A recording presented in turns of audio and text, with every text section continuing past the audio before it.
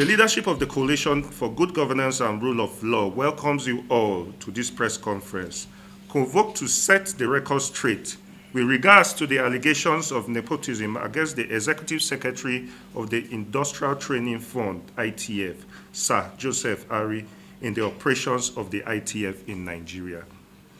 As a start, the allegations of nepotism in the ITF is an attempt by MURIC to cause an unnecessary distraction in the operations of the agency in an attempt to malign the character of the Executive Secretary, who has been of great repute and have entrenched the regime of transparency and accountability in the operations of the ITF since he assumed office. The Coalition for Good Governance and Rule of Law, in its numerous engagement with ministries, departments, and agencies, MDAs, in the country, indeed finds it worrisome that MURIC will elect to turn the truth on its head in the most brazen and despicable manner. MURIC, for inexplicable reasons, alleged that 487 staffs employed by the Executive Secretary of ITF in 2019,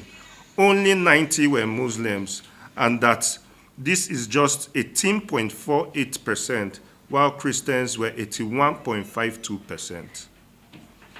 This is not only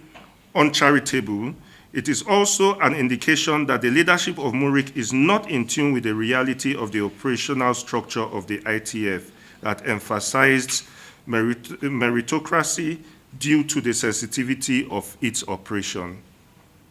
The Coalition for Good Governance and Rule of Law wishes to state that the ITF, under the leadership of Sir Joseph Ari, has complied with all necessary due process, and we unanimously pass a vote of confidence on the leadership of the ITF. We are using this medium to call on members of the general public to kindly disregard the statement by MURIC, for it is lacking in objectivity and meant to cause unnecessary tension in the polity.